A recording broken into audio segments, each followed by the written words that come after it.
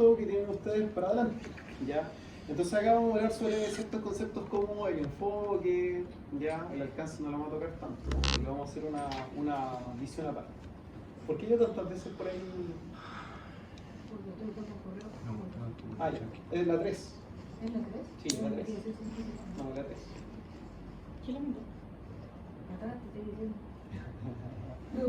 Número 3. Sí, pues la 3. ¿La abrí tú? Ah, ya. En la 3. Sí, número 3. Ya. Entonces, bueno, como decía acá, vamos a hablar sobre algunos tipos de investigaciones, el método científico, la vamos a dar la vuelta, y la parte más pesada es hablar sobre la lógica inductiva y la lógica deductiva. ¿Ya? De hecho, ahí hay unos ciertos ejemplos en la clase que es necesario que podamos abarcar, y probablemente ahí se me van a perder un poco. ¿Ya? Entonces ahí puedo hacer algunos ejemplos como relativamente didácticos para que puedan ver si están en lo correcto en el pensamiento o no, y si es que agarramos el término o no. La referencia de lo que estamos hablando está acá abajito, ya que es para toda la clase, ¿ya? O por lo menos toda este PPT. Profe, ¿me puede encontrar el papel para arriba Ya. que me llega? Me llega. En el swimming. Pero no lo magué. Ahí está. Está bien helado. Yo salí de la otra clase, yo tenía los pies helados, salí y fue peor. Ya, entonces, respecto a lo que es la investigación científica, acá no me voy a detener tanto porque son cosas que conversamos la semana pasada, pero a modo recordatorio, ¿cierto? Que la investigación científica involucra un proceso metódico, ¿ya? Que eso le diferencia quizás con otras cosas que nosotros quizás no vamos a documentar, pero sí que podemos observar, ¿ya? Y tiene algunas características como que puede ser controlado, ¿cierto? Sistematizado, ¿ya? Metodológico, obviamente, va a ser sí o sí, dependiendo de qué es lo que nosotros queramos hacer, ¿ya? Y comprobable, ¿en qué sentido? Que a la larga, cuando tú haces una investigación, la investigación tiene que ser reproducible. Por lo tanto, tú al reproducir y tener un resultado, debería ser comprobable. Vale decir que otra persona debería poder ser capaz de poder hacer el mismo proyecto y obtener un resultado similar. A eso se refiere con comprobable, ¿ya? Que para nosotros kinésicamente se entiende como el intervalo de confianza, ¿cierto? Esta diferencia que hablamos en evaluación kinésica, ¿cierto? De que teníamos, la Patricia me mira un poquito perdido porque no es por hacerle bullying. La intervalo de confianza, ¿cierto? Que cuando nosotros hacemos una evaluación, ¿cierto? Entre un operador y otro, para hacer la misma evaluación, el mismo método evaluativo, deberían tener resultados similares con un margen de error de 5%. ¿Ya? Si te escapas de ese margen de error del 5%, ¿cierto? Es decir, con un 89%, el método de evaluación quizás no es el mejor. Aunque esté sesgado, pues. O que esté sesgada por el operador o por la misma evaluación. ¿Ya? Por el operador, acuérdense como la palpación. Que al final tú palpas, tú sientes una cosa y la otra persona va a palpar lo mismo que tú y no siente lo mismo. ¿Ya? Exactamente, que es subjetivo. ¿Ya? Por eso depende del operador o es operador dependiente. Ahora, si es una técnica, no sé, pues de manipulación y estás tomando y tienes una mano mal ubicada, ¿cierto? Y la fuerza no la estás haciendo con el vector como corresponde, también te puede dar algo distinto. Que también es un saco del operador de no hacer bien la técnica. ¿Ya? También puede ser. Pasos del método científico, ya, esto es clásico, lo hemos conversado varias veces. Mira, más que la pregunta, ¿cierto? Siempre hay una observación previa, ¿ya? Es algo que te llama la atención, te viene la pregunta, analizas un poco más, ¿ya? Yo cambiaría observación, pregunta, analizar, ¿cierto? Supones, en cuanto a una posible respuesta a eso, que ahí viene la hipótesis, recordemos, ¿cierto? Que la definición de hipótesis es un supuesto para dar respuesta a algo que te llama la atención, o alguna incógnita, ¿cierto? Se verifica, analiza y concluye, ¿ya? Es decir, tomas datos, esos datos se analizan y se concluyen, ¿ya? O se sacan conclusiones. Y el método científico involucra lo que tenemos ahí, que es lo mismo. Profe, ¿y en la observación es como observar un problema? ¿A eso se refiere? O algo que te llama la atención, no necesariamente es un problema. Ay. No necesariamente es un problema. Porque al final tú puedes decir cómo funciona el aire acondicionado. Es algo que te causa curiosidad, no es un problema, ¿cierto? Porque al final lo que te interesa a ti es que la cuestión funcione, ¿cierto? Pero quizás si no entiendes el cómo funciona el extractor de aire, es decir, el aire acondicionado, ¿cierto? Tratar de estudiar o entender cómo funciona. Y para eso tendrías que seguir una serie casi de, no sé, de pasos, donde podrías ver, no sé, un manual de cómo funciona, quizás un video de YouTube donde te lo desglose, quizás tú desarmar el aparato, verificar cuáles son sus partes que lo componen, ¿ya? ¿Qué es eso? ¿Ya? Entonces, la investigación científica, esto es importante, obviamente es preguntarle en una prueba, ¿ya? Los enfoques o tipos de investigación, tómelo como enfoque, ¿ya? Pero el tipo es lo mismo. Lo cuantitativo, cualitativo y lo mixto, ¿ya? Acuérdense, lo cuantitativo, de hecho lo vamos a volver a conversar un poco al final de la clase, lo cuantitativo es algo que es medible, reproducible, ¿ya? Tiene una estructura lógica y marcada. Esto sí o sí implica un análisis estadístico, ¿ya? Sí o sí implica un análisis estadístico. Lo cualitativo no sigue una estructura lógica, ¿ya? Está más asociado a ciertas características o descripción de un problema, un fenómeno que se observa. Pero no está, ¿ya? No está en la estructura de un enfoque o tipo de investigación cualitativa el dar el por qué ocurre el fenómeno, sino que simplemente queda en describirlo, ¿ya? O plantearte un problema para que después se pueda abordar bajo un punto de vista cuantitativo. Si te planteo una situación algo cualitativo, yo les podría preguntar a ustedes no sé, qué tan conformes se sienten, no qué tan conformes, qué tan preparados se sienten para la asignatura de razonamiento clínico en base CIF con el profesor externo. Donde pueden tener tres respuestas, uno te pueden decir muy bien preparado, otro medianamente preparado, otro poco preparado y quizás uno que te dice que no está nada preparado. Pero eso sería cuantitativo, porque uno No, puede... es cualitativo. Cualitativo. Sí, es cualitativo. Ah, ok, ya. ¿Ya? Sí, sí. Entonces, después, por más que yo después te coloque una tabla, ¿cierto? Y que te diga, del total de estudiantes, ¿cierto? Que es un 100% de, no sé, 10, 20, lo mismo, te coloco que tanto porcentaje o tanta cantidad de estudiantes no sé, se ubican en se autoperciben como que sí están preparados, tampoco es un análisis estadístico. Te está describiendo solamente números, no está cruzando información. Simplemente te está describiendo cuál fue la información que se recaudó. Nada más. Entonces, eso es un estudio cualitativo. Ahora, si yo después a ese mismo dato, ¿cierto? Pensando que eso fue un estudio, quiero hacer otro estudio, ¿ya? Ahora quiero entender por qué ustedes, o los que respondieron, ¿cierto? Que no se sentían tan preparados o nada preparados, ¿cierto? Medianamente preparados, y los que estaban muy bien preparados, ¿cierto? Quiero saber ese dato, ¿ya? Y ese dato lo podríamos contrastar quizás con las notas que han tenido ustedes para atrás. De ahí yo te cruzo la información de que probablemente los que les fue mejor en anatomía, los que les fue mejor en biomecánica, se defienden mejor en el momento de plantear ciertos, no sé, contextos clínicos de la clase de razonamiento clínico en base C. Y ahí estoy haciendo un análisis estadístico. Ahí voy a concluir de por qué fue lo que ocurrió. En la etapa cualitativa, yo voy a decir, no sé, como una propuesta tentativa de por qué es que se tienen esos resultados, ¿ya? Y ahí la respuesta tentativa puede ser porque durante las vacaciones los estudiantes no estuvieron revisando ciertos contenidos, ¿cierto? O, no sé, los estudiantes, algunos, no sé, prestaban más atención en clase, etc. Te estoy dando un supuesto, pero no lo estoy comprobando. Esa es la diferencia, ¿ya? Y lo que te acabo de decir tiene mucha relación con lo que vamos a estar viendo como en la mitad de la clase con respecto a lo que es inductivo y el hipotético deductivo, ¿ya? El pensamiento inductivo se queda más en lo cualitativo. El mismo ejemplo que te di, no trata de ir más allá, te plantea solamente la teoría del patrón. Los estudiantes que estudian menos, ¿cierto? Generalmente se sienten menos preparados, ¿ya? Se queda ahí. Pero el hipotético deductivo va a ser la investigación. Entonces, como te estarían mezclando ambas cosas, ¿cierto? De primero, recabar cómo te sientes en una asignatura y después el por qué, y lo voy a investigar, lo cruzo con el resto de información que hay de tu desempeño académico, vendría siendo algo mixto. ¿Ya? Eso es una diferencia importante. Después el alcance o propósito. El alcance generalmente tiene que ver con las características que componen la investigación.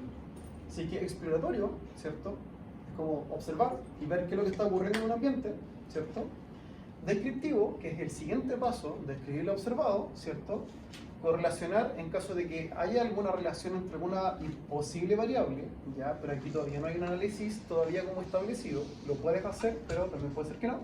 Y lo causal, es decir, investigación y acción. Si tengo X, obtengo Y, ¿ya? En el mismo ejemplo anterior del tema de cómo se sienten en razonamiento clínico basado en la cifra. Si yo les hago una tutoría, o si les hubiera hecho,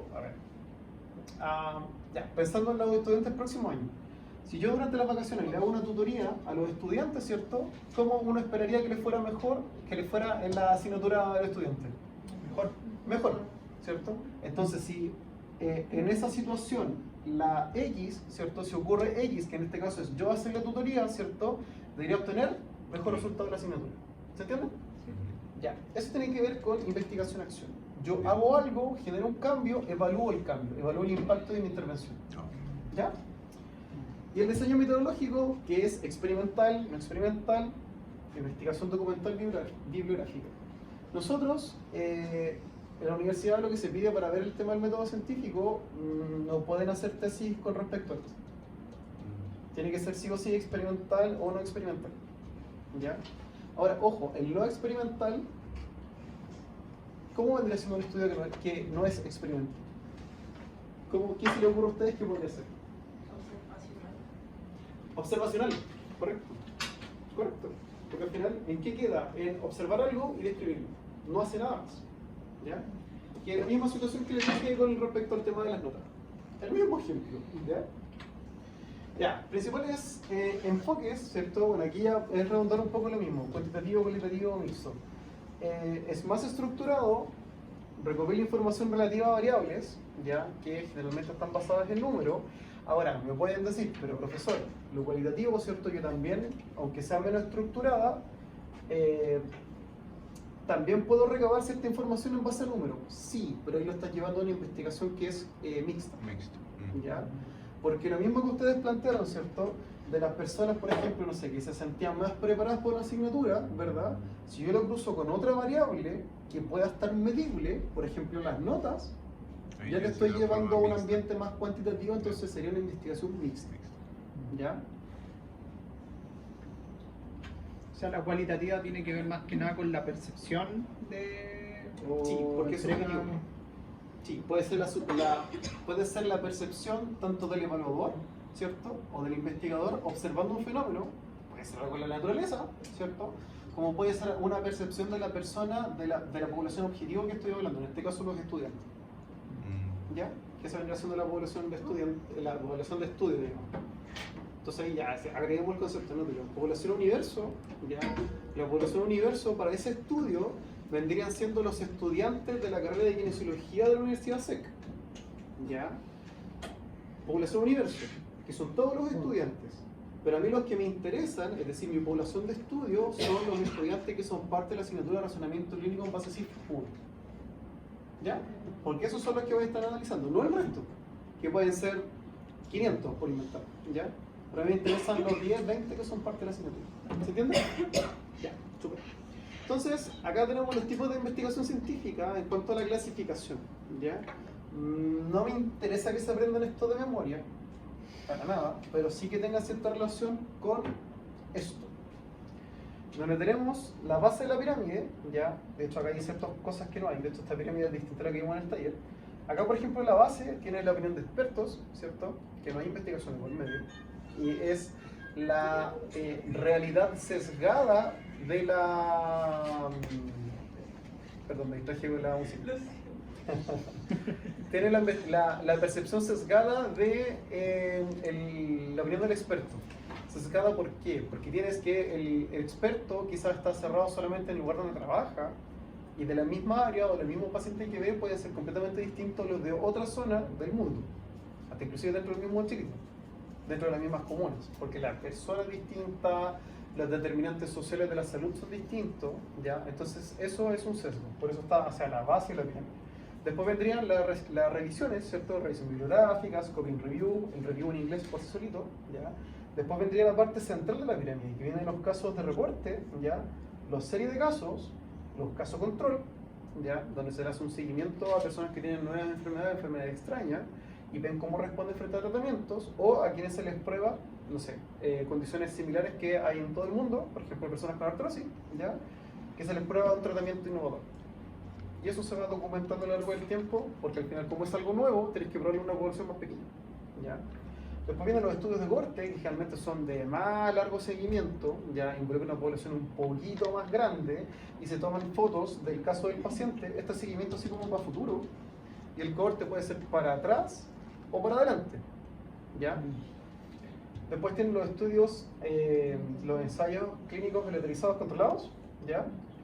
Las metaanálisis, revisiones sistemáticas, y acá arribita, ¿ya? ahí salió un nuevo estudio hace unos cuantos años atrás, yo no lo conocía, lo escuché el año pasado. Los overview. Los overview se encargan de analizar toda la producción científica relacionada a un tema, ¿ya? Desde la opinión de expertos, revisiones bibliográficas, ¿ya? Los casos, reportes de casos, serie de casos, los casos control, estudios de cohorte, los ensayos clínicos realizados controlados, los metaanálisis y revisión sistemática. O sea, ve todo eso. Y obviamente tiende a analizar un poco qué es lo que se puede hacer ahí en más, qué es lo que nosotros deberíamos tener en la fecha, porque hay cosas que no se han hecho, etc. ¿Ya? Eso es como lo que está por encima de la pirámide. O sea, ustedes pueden dibujar una nubecita arriba y ahí están los famosos overview. Entonces, como decía acá están los tipos de los tipos de investigación, como clasificación en cuanto a histórica, documental, descriptiva, correlacional, explicativa, estudio de caso, seccional, longitudinal, experimental. Nosotros, si pudiéramos relacionar un poquito esto, ya los longitudinales tienen que ver con los estudios de corte, donde yo puedo hacer análisis a futuro, ¿cierto? O un estudio retrospectivo, ¿ya? Hacia futuro se llama prospectivo, para atrás son retrospectivos, ¿ya?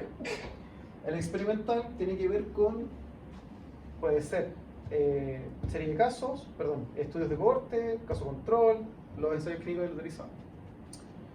El seccional, al final puede ser el caso control o el serie de casos, hasta inclusive el reporte de casos, ¿ya? El estudio de casos tiene que ver con el estudio de casos, ¿ya? La explicativa, ¿ya? Tiene que ver con o solamente observar y describir, caso reporte. Tienes una nueva enfermedad, no sabes por qué es, ¿cierto? Tú describes cuáles son los síntomas, signos y síntomas relacionados a esa enfermedad nueva y das un supuesto de dónde puede venir esto. Por alteración genética, por algo de la alimentación, algo, etc. La correlacional, ya en este caso mide, ya no sé qué dice acá, mide el grado de relación entre la variable de la población estudiada. Ya, sí, de hecho acá tú das un supuesto de cuáles son las posibles variables que puede estar generando esa enfermedad nueva y establece una relación entre ambas. Ya, eso es un estudio correlacional.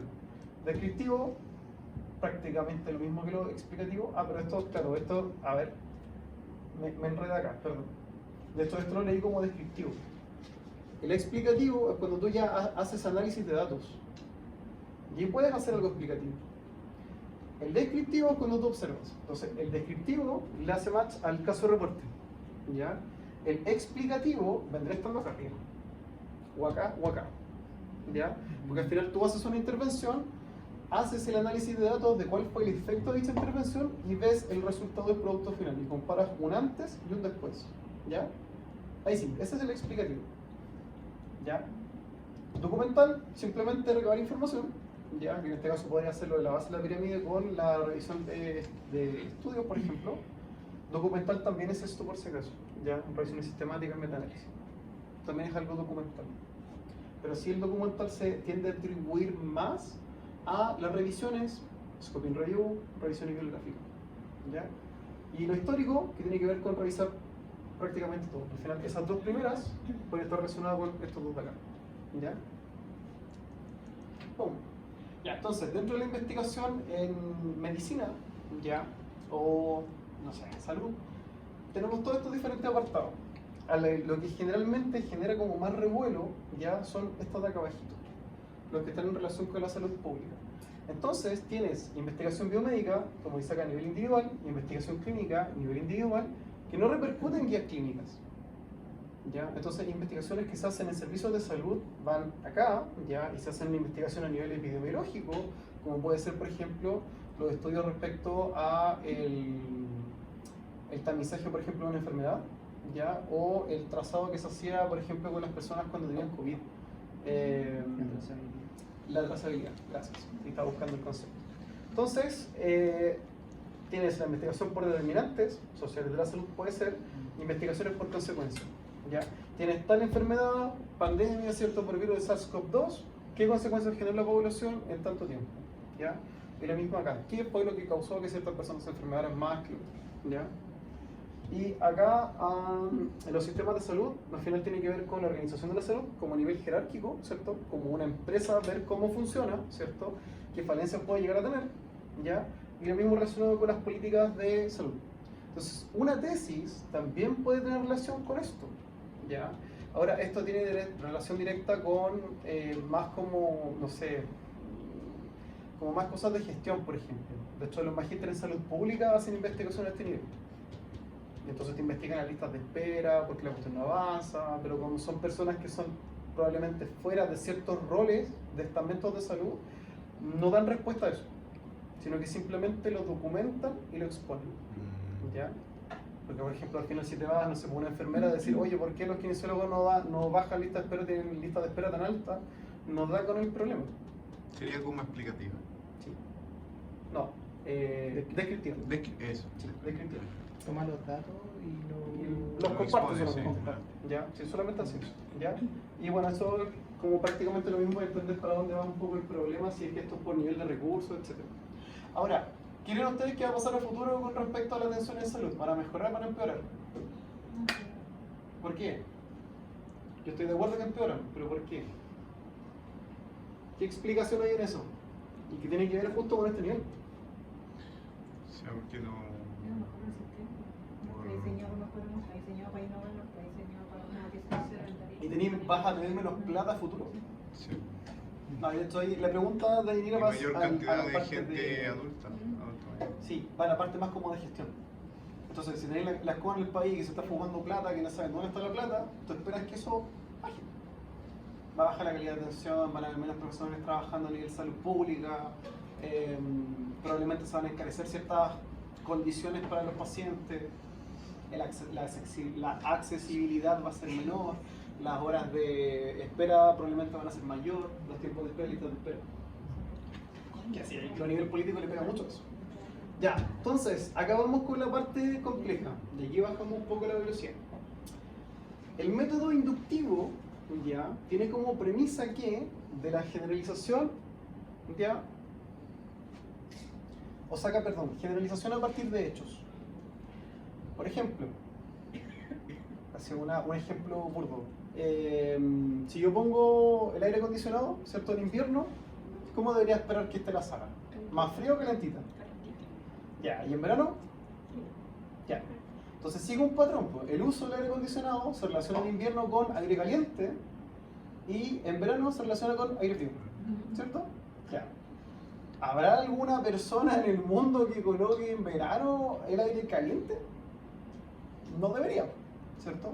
Entonces yo tengo una teoría que es bastante sólida para decirte que el uso del aire acondicionado en invierno, ¿cierto? Está para el calor, para dar el calor, y en invierno para enfriar, ¿cierto?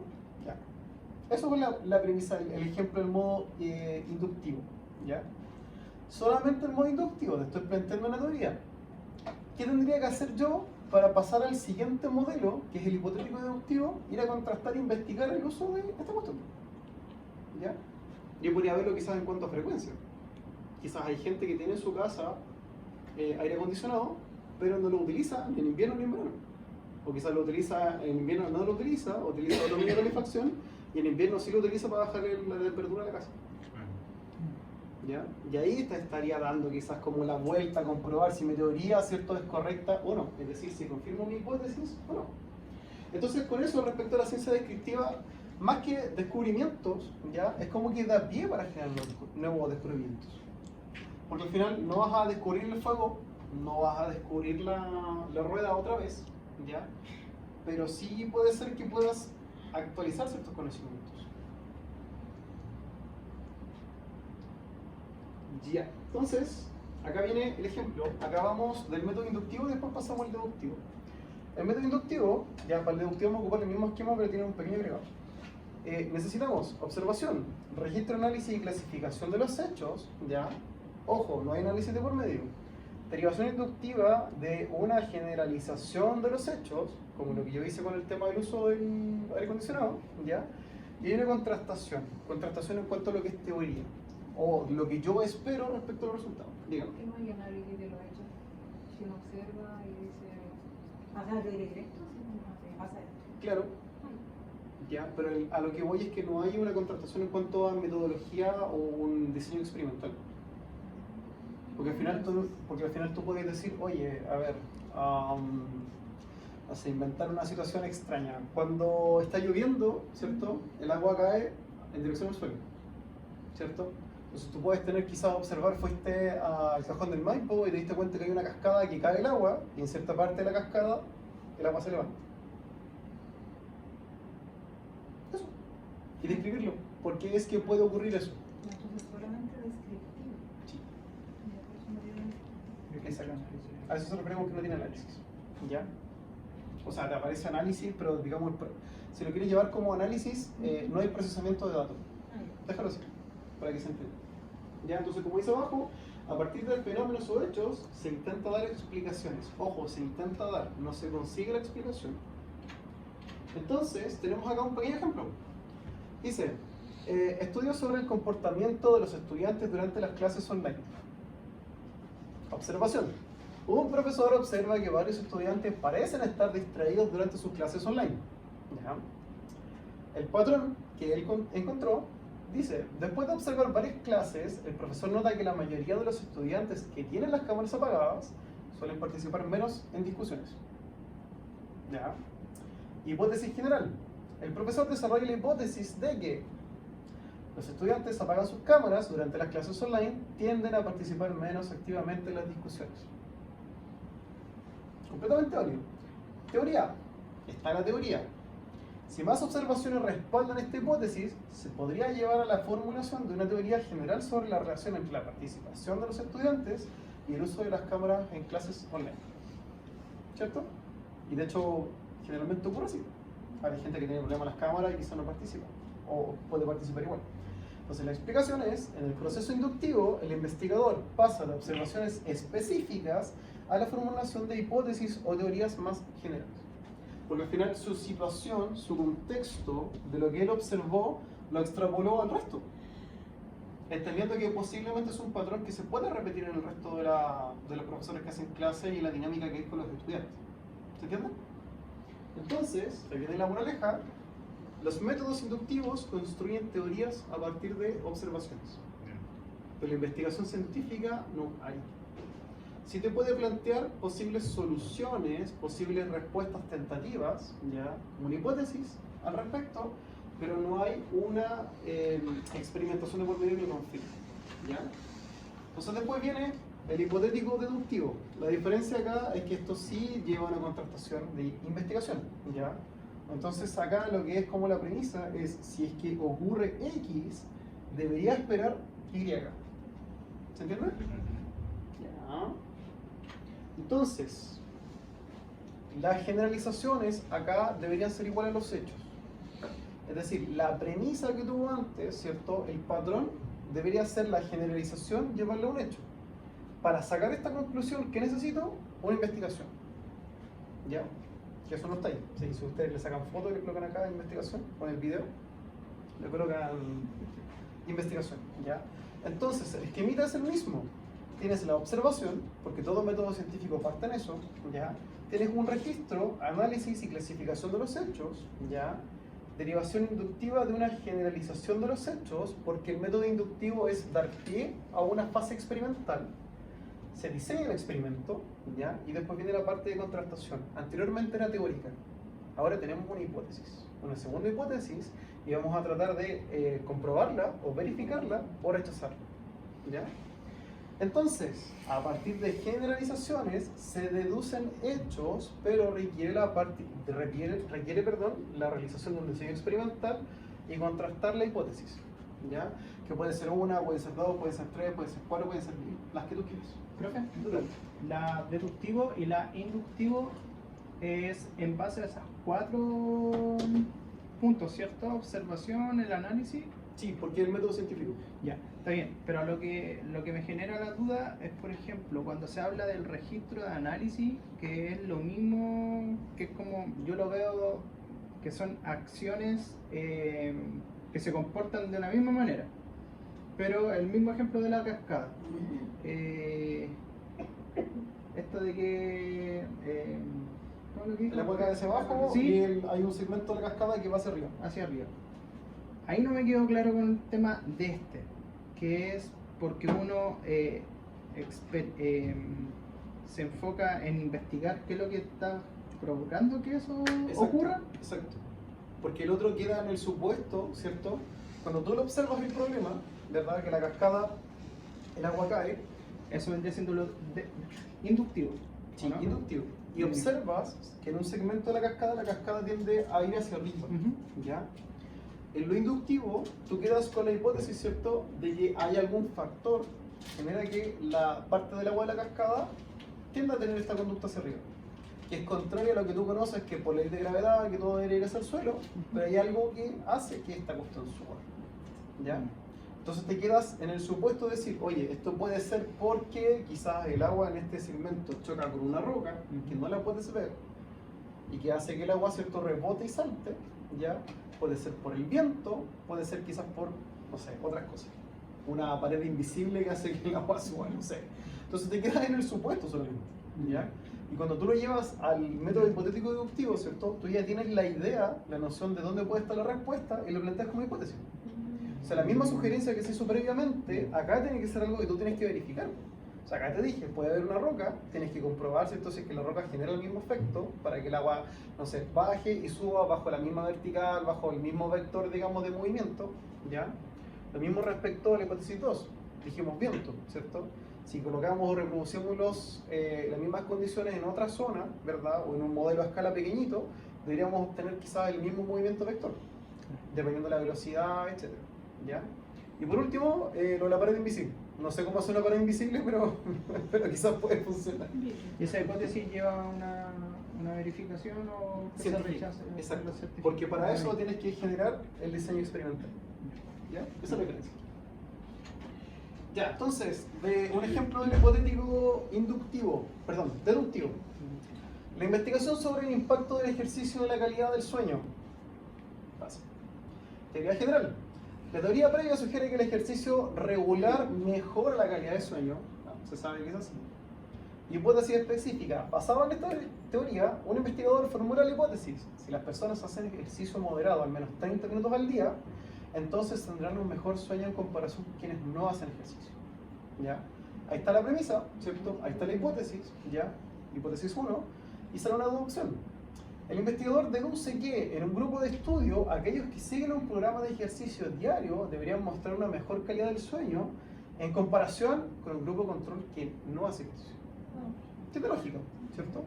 Perfecto. Entonces, prueba empírica. El investigador realiza un experimento controlado para recopilar datos sobre los hábitos de sueño de ambos grupos, es decir, el que hace ejercicio y el que no. Conclusión. Si los datos confirman la hipótesis, se refuerza la teoría general. Si no, la hipótesis podrá ser rechazada o revisada. ¿Ya? Entonces, la explicación es que en el proceso hipotético deductivo, el investigador parte de una teoría general, ¿ya? Que está acá arriba, formula una hipótesis específica y luego realiza experimentos o estudios para probar esa hipótesis. ¿Ya? O sea, al final salió del común general decir como, oye, yo cuando hago ejercicio duermo mejor. Pero eso es inductivo. Exacto. Porque fue una generalización. Y ahí alguien agarró la idea y dijo, oye, vamos, ¿qué pasa? Entonces, dice, los métodos hipotéticos deductivos prueban teorías existentes mediante la formulación de hipótesis y la realización de experimentos. Profe, pero ahí podría, en la comprobación de la hipótesis, alguien podría decir que no es que mejora, sino que es por el cansancio que genera el ejercicio. O sea, pero ahí estás dando una respuesta. Aquí en la parte explicativa según los datos que tú recabaste. Ah, ¿Ya? Entonces ahí puedes hacer quizás, en este ensayo, ¿cierto? En este experimento, puedes tomarlo, digamos, como una encuesta, donde la persona te refiera, ¿cierto? Después de una semana de entrenamiento, ¿cómo fue la calidad de sueño? Si que mejoró o no mejoró. Entonces te hace un estudio mixto, que sea cualitativo y cuantitativo. Y comprobando con la cantidad de horas de ejercicio, los 30 minutos. O sea, el fin es la calidad del sueño, no el por qué genera esa cansancio. mejora el sueño.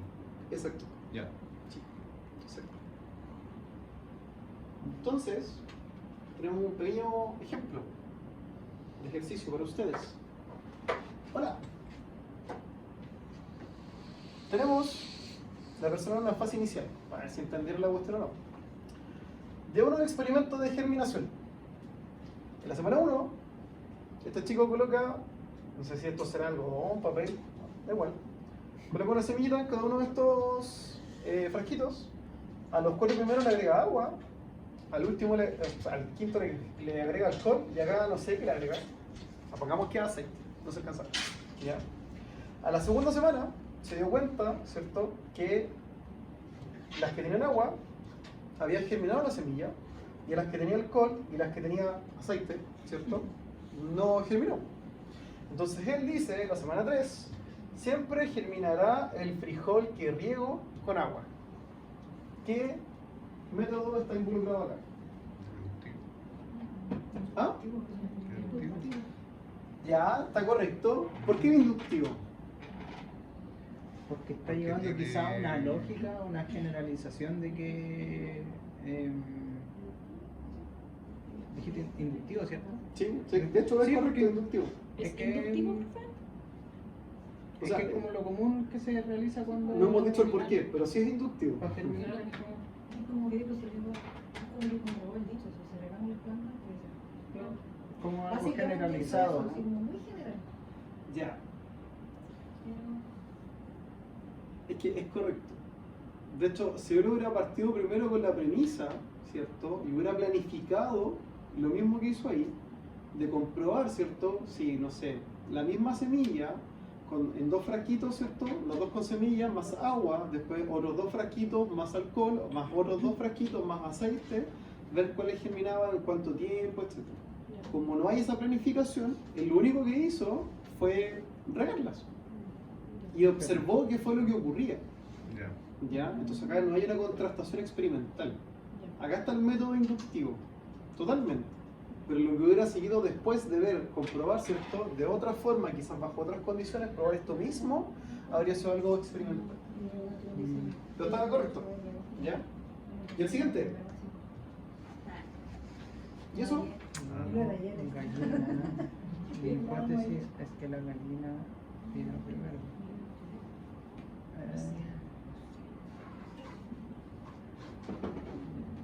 ¿Qué vendría siendo eso? El otro, sí, pero ¿por qué?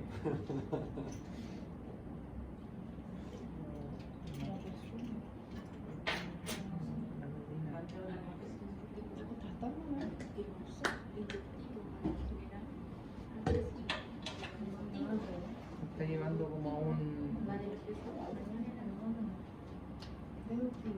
Si tengo X, debería tener Y, ¿cierto? La gallina un huevo. Si tengo el huevo, debería tener el pollito. ¿Puedo decir que soy malo al dibujo? De hecho ya lo dibujé con forma de nugget, o sea, ya está listo. Una. ¿Ya? Entonces, sí, pues es hipotético deductivo. ¿Ya? Por el contrario, si yo también pensara en una gallina, ¿cierto? ¿Qué debería esperar que dé la gallina? Un huevo. Un huevo. Entonces, ¿cuál es la conclusión que yo voy a sacar? Que viene primero el huevo o la gallina. Si no tengo gallina, no tengo huevo. ¿Te das cuenta? Ahora, eso es una deducción. Acá no está llevado al experimento. El experimento, ¿cómo lo iría a explicar? Porque esto tiene lógica en cuanto a lo que es el pensamiento. Interpretación. Sí, por eso es más que interpretación, es deducción. ¿Ya? Si lo llevas a un experimento, te vas a dar cuenta que a partir de un huevo vas a tener la gallina, ¿cierto? Y viceversa, vas a tener de una gallina, probablemente va a salir un huevo. ¿Ya? Entonces tienes acá hipótesis 1, hipótesis 2. ¿Ya? Y esto nos va a servir para más adelante, porque vas a tener, ¿cierto?, que esta premisa es verdadera y esta premisa también es verdadera. Y por el contrario, lo podemos plantear también de otra forma ya de pensamiento para decir, ¿cierto?, como hipótesis 3, o sea, hipótesis 4, ¿ya?, que si no tengo el huevo, no tengo la gallina, ¿cierto? Entonces esto es falso, y lo mismo acá, si no tengo gallina, no tengo huevo, entonces también vendría siendo falso, ¿ya? Y si junto un falso más un falso, la premisa es verdadera, ¿ya? ¿Qué diantres tiene relación esta cuestión? ¿Con los falsos positivos? Ah, Ya. Por eso estoy dibujando eso ahí, porque más para adelante nos va a servir. Ya, entonces, aquí va a cerrar un poco el tema del razonamiento inductivo y el hipotético deductivo. El inductivo, ya, el inductivo tiene que ver con la observación, reconoces un patrón, ¿cierto? Se propone una hipótesis tentativa respecto al patrón y tienes una teoría. Teoría, ¿cierto? La teoría necesita ser comprobada científicamente, ¿ya? Acá, si nos vamos a lo que es los agujeros negros, ¿ya? El agujero negro, ¿ya? A ver, es como que echa abajo un poco la teoría de la relatividad en cuanto a la transformación de la materia, en cuanto a tiempo y espacio. ¿Por qué? Porque el agujero negro relativamente no se puede estudiar tan a fondo. Porque tú sabes que cuando algo ingresa al agujero negro, no sabes qué ocurre con el agujero negro. El objeto desaparece. Entonces no puedes meter a una persona para adentro para decir, oye, cuéntame qué fue lo que pasó. Porque no sabes si la materia se desintegra o no. Se asume que se desintegra. Hay personas que establecen que un agujero negro, ¿ya?, es un portal que te lleva a otra parte. Entonces, eso es una teoría. ¿Se puede comprobar? No, no se puede comprobar. Se queda en una teoría. ¿Ya? Stranger Things. ¿Ah? Stranger Things. Sí. Ya, sí. El agujero Entonces, negro. ya, con el tema del agujero negro, ¿se entiende el concepto de el razonamiento inductivo? Ya. La teoría de cuerdas también. Ya, entonces, de Big Bang Theory. Ya. Entonces, tenemos otra cosa. Cuando tú eres capaz de poder reconocer ese patrón, ¿cierto? Y se da en todo momento, en ningún momento se fue cuestionado ese patrón, salvo una explicación lógica, ¿cierto?, de la teoría, tienes una ley. Una ley. Sí. Que se cumple en todos los casos. Que se cumple en todos los casos. O sea, no hay caso donde tú no tires un objeto al aire y la cuestión no se caiga. Porque está regida por la ley de la gravedad. Ya. No recuerdo qué ley de Newton, ¿qué ley de Newton es? La primera, la segunda, La tercera. uno. De La primera. gravedad. La primera. No me acuerdo. La tercera, acción y reacción. La segunda, Ya, sí, no me acuerdo. No. Ya, pero. Ya, entonces eso, ¿ya? ¿Les hace sentido? Ya, entonces acá vamos al ejemplo. Esto es un ejemplo, obviamente cotidiano no es, ya, pero es un ejemplo. ¿En qué sentido? ¿En qué? Voy a correr para acá para que puedan ver. ¿En qué sentido? Tengo ya teorías, leyes y modelos. Yo voy a verificar si es que estas cuestiones siguen una lógica y si es que se siguen dando bajo otras condiciones tal vez, ¿ya? Entonces, a partir de hechos y realidad, ¿verdad? Esto podría ser la parte de contrastación. Aquí ya tienes un experimento. ¿Ya? Para yo llegar acá, necesito primero que alguien observe un fenómeno, ¿cierto?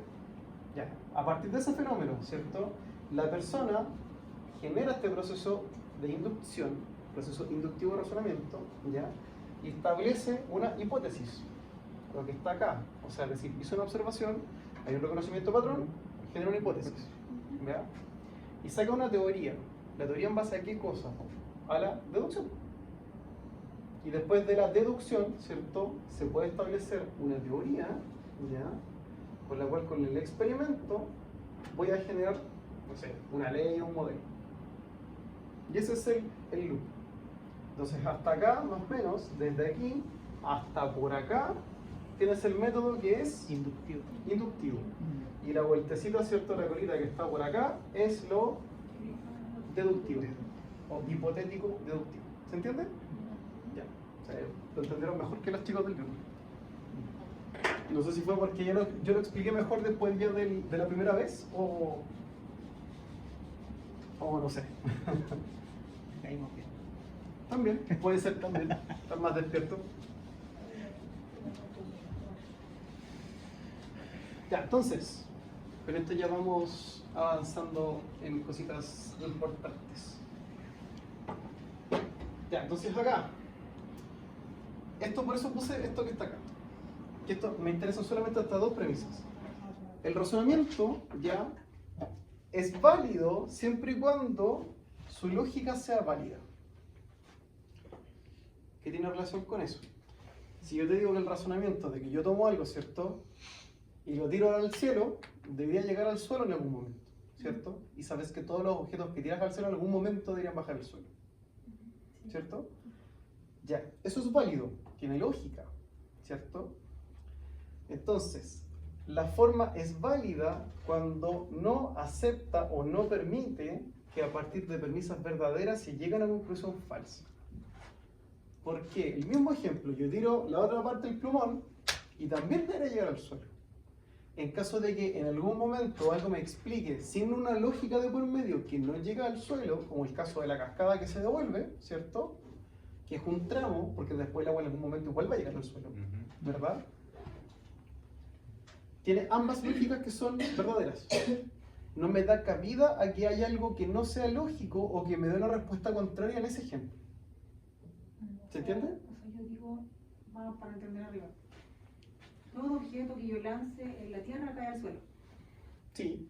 Y eso es un pensamiento lógico, una deducción lógica. Voy Sí. a la forma lógica, hago la prueba, es el diseño experimental y la forma es válida. Entonces, tanto hipótesis como forma son válidas y ahí recién corroboro. Claro, la teoría y te aparece la ley.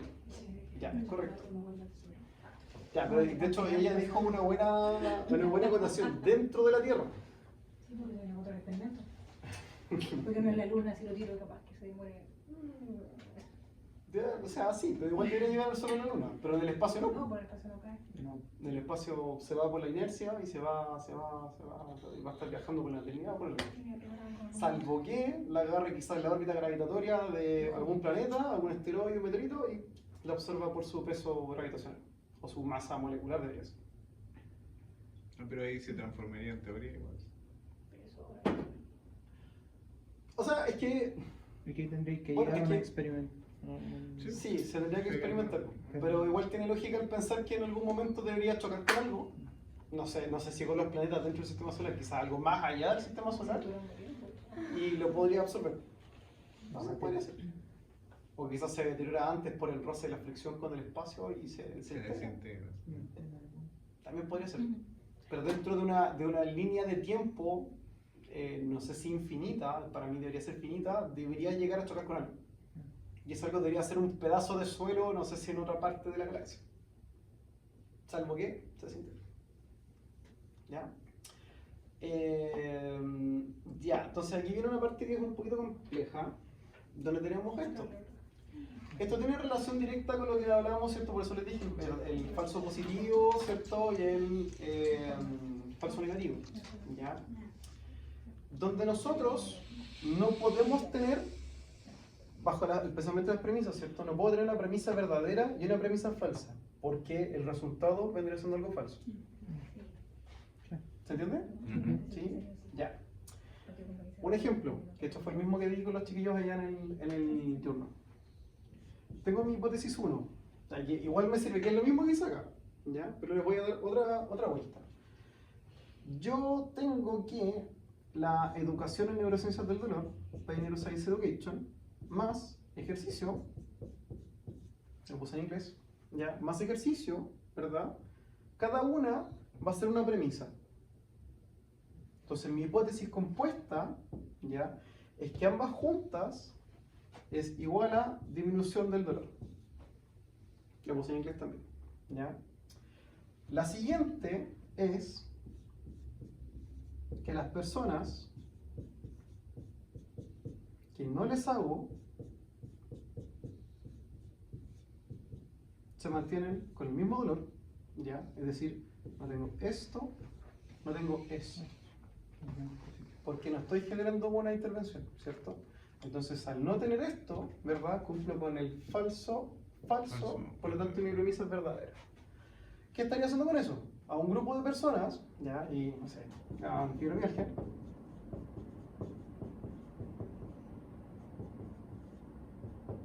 Y yo lo escribí en inglés porque es lo mismo, cambio una Y acá que es la misma tontera.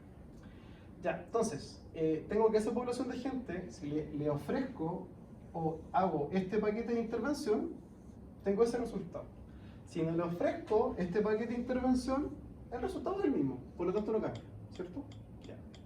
Entonces, mi premisa acá es verdadera porque sé que la educación en neurociencia del dolor hace que el dolor baje, voy a hacer acá mejor, hace que el dolor baje, el ejercicio sé que hace que el dolor baje, por lo tanto el dolor va a bajar. Mi premisa es verdadera. Si no hago esto, ¿cierto? Sé que el dolor se mantiene igual, por lo tanto es verdadero. ¿Cierto? Ya. Ahora voy a hacer el desglose contrario. La hipótesis 3 va a ser que voy a hacer solamente educación en neurociencias del dolor más nada de símbolo vacío, no hago nada, ¿cierto? Yo sé que este me ayuda a bajar el dolor, ¿cierto? Pero me falta algo. Por lo tanto, mi premisa es falsa. Por lo tanto, no podría sacar conjetura únicamente con eso para decir que esto por sí sola ayuda. ¿Ya? ¿Qué necesitaría hacer?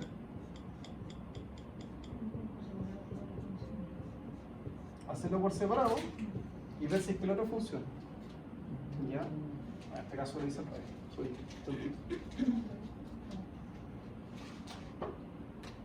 Cargar 0, ¿cierto?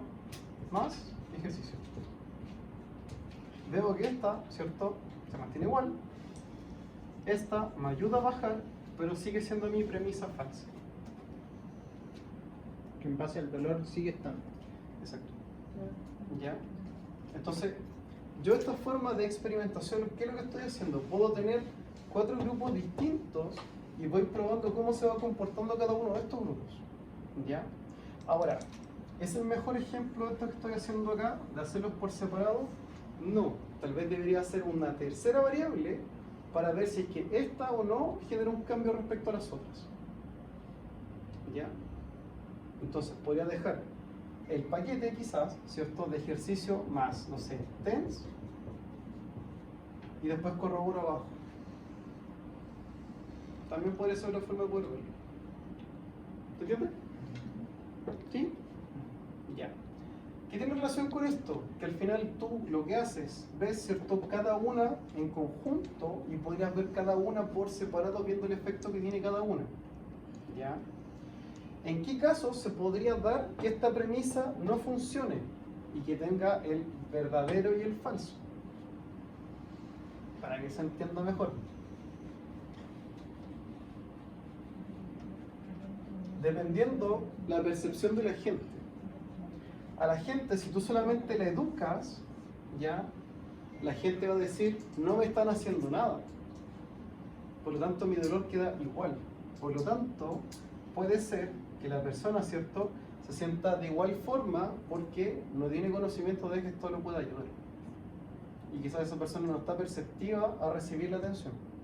Por lo tanto, el hacer solamente eso y que la persona tenga una predisposición positiva frente a, puede hacer que el dolor aumente. ¿Ya? Y con eso, ¿qué estás descartando? El efecto positivo de la intervención. Con el ejercicio puede generar lo mismo. Solo que este de aquí, por ejemplo, debería estar este abajo y este arriba. Porque ahí se cumpliría que este es el falso, ¿cierto? Y este vendría siendo el falso de acá. Es como así. Y este así. ¿Sí? Ya.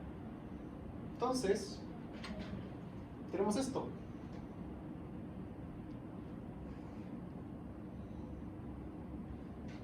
Y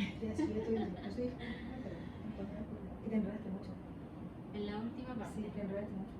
En la última parte. Se enredó un poco porque, por ejemplo, yo puedo decir, no, Ajá. A más B generan C. Sí. Ajá. Hipótesis 2. Si yo no hago nada, se mantiene igual. Un grupo, otro grupo. Sí. Yo podría crear después un hipótesis más para verificar si por separado, o quizás anteriormente yo sabía que ambos por separado no generan nada, y estoy probando ahora si ambos juntos van a Sí. generar algo. Sí. Pero ahí se entendió, porque yo así como, después se me ocurre hacer por separado, así. Es que mira, es más fácil si es que lo hacemos con otra cosa. Si esto es por separado, le agregas otra cosa. Un tenso. Aunque sea facilito. De hecho es lo mismo. En vez de nada, que le cambiamos el tenso. Porque al final, ¿qué es lo que estamos viendo? Estamos viendo el valor individual de esto respecto a otra cosa, ¿cierto? Y el valor de esto respecto a otra cosa. ¿Para qué? Para ver el poder de efecto que tiene en realidad este y este para que este te ayude a bajar el dolor, ¿cierto? Y lo mismo en caso de no tener ninguno de los dos, Se va a ¿cierto? mantener. Exacto. Pero si yo aplico las técnicas, por ejemplo, por separado, y le quito uno de los dos factores, le quito el otro también, si no funciona. Exacto. Cuatro grupos controles con el planteo. Es que de hecho esa es la idea. Por eso planteaba como 4 hipótesis, perdón, para plantear, digamos, como interacciones distintas. Para ver qué tanto poder tiene este, ¿cierto? Así como qué tanto valor tiene este en la disminución del dolor, ¿cierto? Lo mismo este, qué tanto tiene con la disminución del dolor. Estas palabras no implican ser. Claro. Entonces en cada evaluación, en cada sesión, ¿no? Tendría que... No. Experimento, luego control. Lo puedes ver en una sesión, lo puedes ver en 2 sesiones, en 3 sesiones. Una vez cada semana, lo puedes hacer en un entrenamiento de 8 semanas, en seguimiento, etc. Da lo mismo. El diseño experimental puede variar respecto uno de otro. ¿Ya? Ahora, esto es lo mismo que decía la Caro, así como, ya, para que se entienda mejor, quizá el tema de la educación lo puedes mezclar con otra intervención, por ejemplo, que puede ser placebo. A eso me refería un poco con el tema así como de nada, porque al final puedes pasar el TENS apagado mientras haces educación y ves el efecto de este realmente. Y verificar si funciona o no, y no dice nada. ¿Funciona por sí mismo, sí o no? Exacto. No. Eso es. Comprobaría la falsedad de la... Ya, entonces, la lógica acá es que yo lo puedo comprobar de forma directa juntando ambas cosas, ves un grupo control donde no hago lo mismo, ¿ya? Donde no hago lo mismo, y quizás acá coloco el TENS apagado solamente, para contrastarlo, ¿ya? No complicarlo, y acá ver el efecto de cada uno por separado. Entonces yo te digo, si el paciente, como hipótesis, ¿cierto? Hipótesis 1, si hago A más B, debería tener C, que es disminución del dolor, ¿cierto? Quedamos acá arriba. Si tengo A más B, ¿cierto? Que son esos, ¿ya? Debería tener C. Si no tengo, ¿cierto? Ni A, la vamos a escribir. Que aquí me complico por el cómo dibujarlo. Cero igual a cero, igual. Si no tengo A, ¿ya? Ni tampoco tengo el B, ¿cierto? Esto no debería ser igual a C. O cero implica cero. O, claro, también podrías tomarlo así, ¿ya? Entonces después te voy a agregar un tercer factor, ¿ya? Te voy a involucrar estos dos, que puede ser A más puede ser B, ¿cierto? Y ver qué es lo que ocurre si es que obtengo C, como hipótesis, ¿ya? Yo asumo que como este, ¿verdad? Está en off, está apagado, debería tener C igual, Sí, igual a cero. ¿ya? Y el otro, lo mismo, tengo D, ¿cierto? Que está apagado, más B, también yo asumo que debería tener C, Sí. pero lo estoy probando en realidad, es un supuesto. Y cuando junte estas dos cositas de acá, realmente veo la efectividad de esto. Pero esas 4 hipótesis pueden ser perfectamente parte de un estudio, ¿ya? Entonces, para comprobar algo, puedo ocupar la premisa verdadera o la premisa negativa, o ambas dos. ¿Por qué? Porque esta de acá, abajo, ¿ya? Me confirma esta de arriba, po. O sea, aquí te estoy juntando nuevamente una premisa, ¿cierto? Que yo sé que esto es verdadero, más otra premisa verdadera, y podría ser el resultado verdadero. Entonces, esta premisa 1 y premisa 2 podría ser hipótesis 1, hipótesis 2. También lo puedo jugar de esa forma. Pero profe, ahí yo me perdí cuando estaría el falso verdadero. Porque ahí no habría, ¿o sí? Es que podría, mira, podría haber un falso verdadero acá, la verdad es que no. Porque te quedas solamente con el, digamos, con el tema de la premisa. Claro. Acá en teoría no tienes un falso positivo. Ya. ¿En qué caso podrías tener un falso positivo? En este caso específico, ¿ya? Es que una persona, por el hecho de ser atendido, se le puede atribuir el efecto placebo. Y que de igual forma no te echa a perder el experimento, porque a la larga debería tener un patrón, con una cierta lógica. Porque al final tú sabes que el efecto placebo, en teoría, experimentalmente no se considera. El efecto placebo experimentalmente es una excusa para quizás entender o darle una posibilidad de que algo resulta pero sin tomar en cuenta el efecto fisiológico que involucra una técnica. Por ejemplo, el TEN se sabe, ¿cierto?, que por teoría de la compuerta, ¿cierto?, por el tema, digamos, de la competencia de estímulos, que uno es más rápido que otro, llega primero la neurona inhibitoria y que debería generar una disminución del dolor, porque la percepción de información nociceptiva viaja más lento. ¿Ya? Entonces tú, asumiendo que tienes eso, ¿verdad?, quizás al pasarlo apagado dices, oye, esta cuestión no está generando la conducción eléctrica constante, ¿cierto?, no está generando potenciales de acción de información sensitiva, por lo tanto no tendría por qué estar disminuyendo el efecto nociceptivo en la persona. Pero le atribuyes a otra cosa, al efecto placebo, tener el contacto, sentir algo que tienes acá, que pueda estar modulando acá arriba el dolor y no necesariamente a nivel de del ganglio de la raíz dorsal. ¿Sí? ¿O no? Sí, sí, sí, sí, sí. Ya, que esa es la parte como compleja de esta cuestión. Yo por eso le decía aquí vamos a ir un poquito más lento. Para acá es como lo mismo que decíamos acá, solo que acá te lo complejizamos con un ejemplo como más kinésico. Pero a eso me refería en realidad con el tema del vacío, de no hacer nada, de contrastarlo. Quizás faltó ese pequeño detalle de decir, no sé, pasar un ultrasonido apagado, por ejemplo, o pasar el ultrasonido como tal. Ya. Ya, aquí no lo voy a borrar porque acá a lo que vamos un poco con el falso positivo y falso negativo, ya, es los errores predictivos. Que tú, por asumirse como un resultado, puedes tener un resultado del cual tú no esperas y el cual no tiene lógica. ¿Ya? Entonces acá tienes una premisa quizás verdadera respecto al falso positivo con una lógica que no la sostiene. Como por ejemplo hay un error de tipo 1, ¿cierto?, que es el falso positivo que le dice a un hombre, estás embarazado, ¿cierto? Y a la mujer que está embarazada, que tiene una tremenda pancita, ¿cierto?, le dice que no está embarazada. ¿Ya? Ahora, si ustedes se ponen a buscar información respecto a los errores, ¿ya?, o sesgos, hay muchos, son más de 10. ¿Ya? Uno de esos errores, y por eso es parte, digamos, como importante por destacar esto, es que nosotros cometemos un error, no está en la clase por supuesto, pero cometemos un error cuando nosotros hacemos evaluación, y se ve mucho en clínica, donde tienes un médico que te deriva a un paciente por una condición, ¿cierto?, y como nosotros trabajamos bajo un diagnóstico, ¿verdad?, asumimos que el diagnóstico es correcto, y si es un falso positivo, y estamos tratando a un paciente, ¿cierto?, sin contrastar la veracidad del diagnóstico, no nos vamos a matar un condón probablemente, pero el paciente quizás no se va a ver beneficiado de la intervención porque estamos tratando de algo que el paciente no tiene. ¿Se entiende? Ya, entonces tienes que el médico generó un falso positivo, ¿cierto? El paciente fue derivado por una condición que realmente no tenía y tenía otra, ¿ya? Por lo tanto no se ve beneficiado de la intervención y nosotros caímos en un sesgo de confirmación. El sesgo de confirmación es, el paciente viene derivado por, no sé, un problema en la cadera y realmente es en el ojo. ¿Se entiende? Y ahí ustedes no lo ven, no lo corroboran con Yo sí. radiografía o qué sé yo. Con radiografía no, con clínica. Si es necesario un examen de imagen, sí. Pero y aún así, hay ciertas cosas que son complejas. Les comento un caso. Me pasó hace 3 semanas atrás, de hecho ustedes esto no lo saben, porque la verdad yo me fui enterando como de a poquito del tema. Hace 3 semanas atrás hice el ingreso a un paciente por parálisis facial. ¿Tenés calor? Sí. No, Sí. no. ¿No? Sí. Yo dije que sí. Estoy en pura bolera y la tos. Ya, entonces pongamos el aire frío. Ya no puedo sacarme más. Ya, vayamos un poquito. ¿Sabes qué?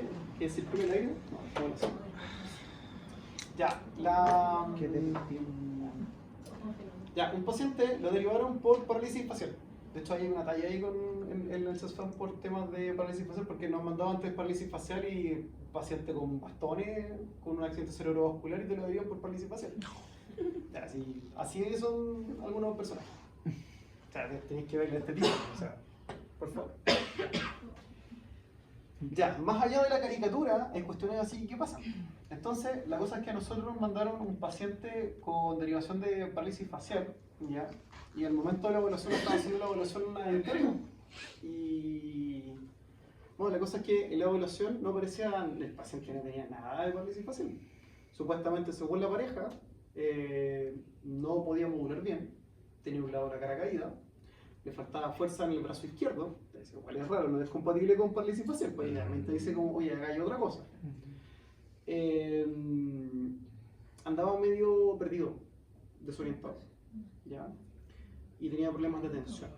Entonces cuando ella llegó, dijo, pucha, yo la verdad voy a hablar por él, porque él es como que le cuesta hablar, le cuesta modular, no se entiende lo que él dice.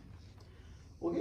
Empezó a hablar ella, le hicimos un par de preguntas a ella para entender el contexto de qué fue todo lo que pasó, y después le dijimos, pucha, dejemos a ver si es que él se puede comunicar y vemos qué pasa. Y el tipo empieza a hablar y normal, como si nada.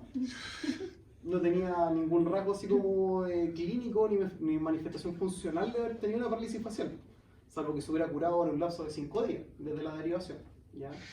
Bueno, la cosa es que quedó con tratamiento el estándar, que al final es de primera línea para el tema de la parálisis facial, con la ciclovir y la prednisona, ¿ya?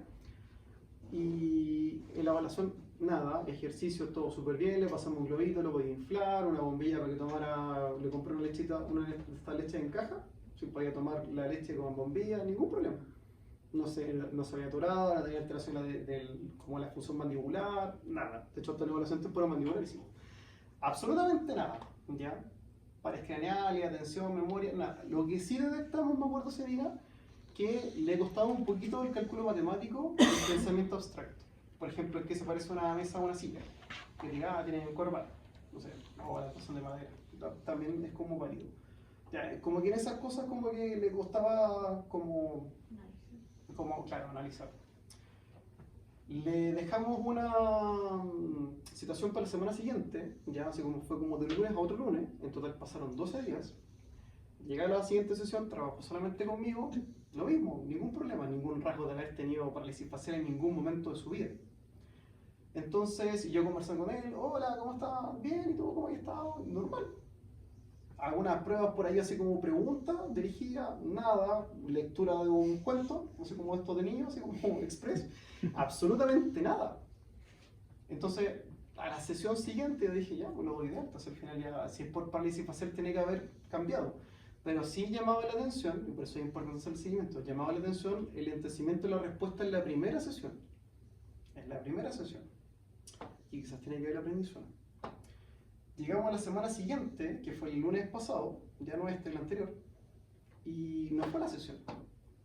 Se pescó el teléfono, le llamo, hola, no sé, ¿puedo hablar con Sergio? Se me paciente, ¿puedo hablar con don Sergio? Me dice, oye, ¿qué sabes qué pasó algo con don Sergio? Dice como, ya, ¿qué pasó? Tenía control el miércoles de la semana anterior, ya en el Barros Luco, por la sospecha de que tenía tumor cerebral. ¿Por qué? No, tumor, no parece, tumor. ¿Por qué?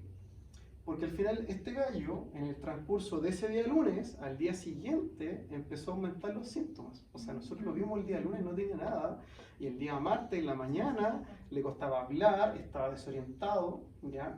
Y como que los síntomas empezaron a avanzar. Entonces la pareja lo llevó al neurólogo, porque el neurólogo le dijo, oye, si aquí hay algo raro, tráelo al tiro para acá. Ya. Le hicieron una resonancia magnética y encontraron un tumor a nivel de la glándula tiroides y que estaba con metástasis en el cerebro. Y tenía un tumor cerebral. Y claro, eso te explica, ¿cierto?, de que el paciente tenía manifestación de parálisis facial en algún momento porque le costaba hablar. Pero el problema no era acá, sino que era a nivel del sistema nervioso central. Entonces, poder detectar eso en la evaluación, claro, algo a ti te llama la atención y dice, oye, ¿sabes qué? Esta cuestión no tiene coherencia. No tiene coherencia el síntoma del paciente respecto a la manifestación clínica, y menos por el diagnóstico que te manda. Pero ¿cuál es el problema? Nosotros en el momento que hicimos la evaluación, en ningún momento apareció otro síntoma distinto. Y el único factor que teníamos antes, previo, para poder relacionar la clínica de este tipo, era que había estado estresado en el trabajo. Y ahí tenía la explicación lógica, esto es parálisis facial. ¿Te das cuenta? Entonces, igual es un tema que en ese caso ya es súper complejo poder decir, oye, esta cuestión va para allá o va para acá. Porque la única información que teníamos distinto era como la información que entregaba la pareja. Y nosotros lo veíamos en clínica y no tenía nada. Entonces, eso te da un falso positivo.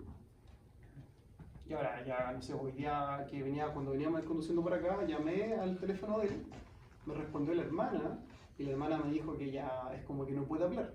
Está totalmente desorientado, lo único que te dice es sí o no, y se comunica más como sí y no, ni siquiera hablando. Y de hecho están viendo qué es lo que hacían hoy día. Entonces me dijo que más rato la llamara para ver qué hacían con ISIS, que lo que ando. Son cuestiones que de repente se te escapan, pero es eso. Literal es eso. Ahora, se pudo haber quizás como agilizado la atención para llegar antes del diagnóstico. O sea, si te vas por probabilidad, ninguna parálisis facial, absolutamente ninguna, se explica, bueno, sí, igual puede ser, pero ninguna de las comunes, ¿cierto?, se explica por sí sola por algo a nivel central. Generalmente el central, ¿con qué va? Pensando en probabilidades, va con manifestaciones motoras de extremidad inferior al mismo lado, que son neuromotoras evidentes.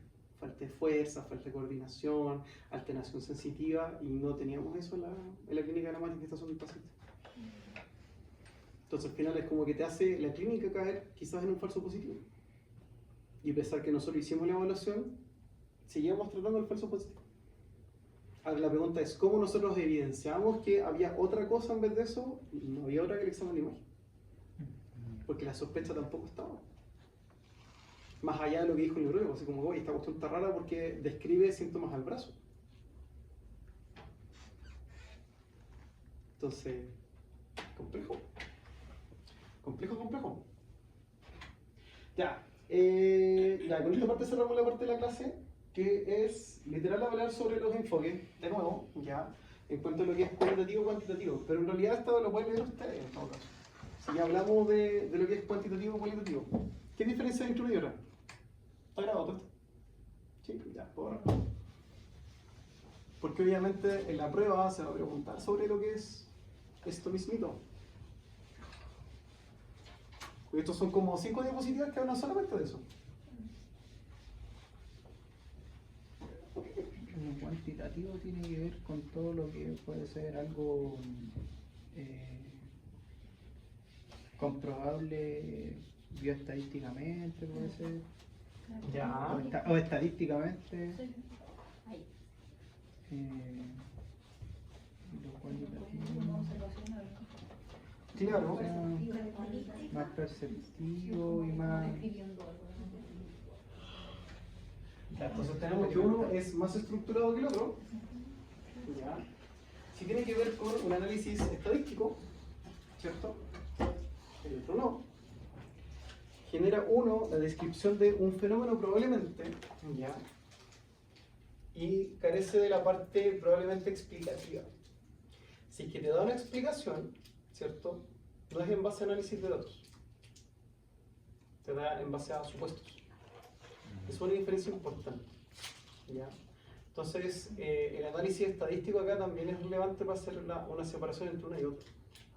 Porque al final, como dice ahí, es secuencial, la aproximación cuantitativa es secuencial y probatoria. Es decir, tú lo que generaste como un proceso de descripción o análisis estadístico experimental, si otra persona lo hace con las mismas condiciones, debería tener resultados similares. No debería haber mucha variación, ¿ya? En cambio, lo cualitativo, ¿se acuerdan de la pregunta que hicimos al principio? De qué tan preparados se sentían para el razonamiento clínico. Si yo les pregunto eso el primer día de clase y se lo vuelvo a preguntar después al mes, probablemente la percepción va a cambiar y el resultado no va a ser igual. Entonces no es reproducible, por más que la evaluación sea la misma. ¿Por qué? Porque depende de la percepción de un otro. ¿Ya? ¿Se entiende? O sea, acá literalmente lo que es leer esto, que son cositas que nosotros ya conversamos. Entonces esa parte se la dejo a ustedes como para estudio para la prueba. Ya, aprovechando este ratito que nos queda, que son 7 minutitos, para el break. La segunda parte ya es de... Sí, no te olvides más. La segunda parte es la...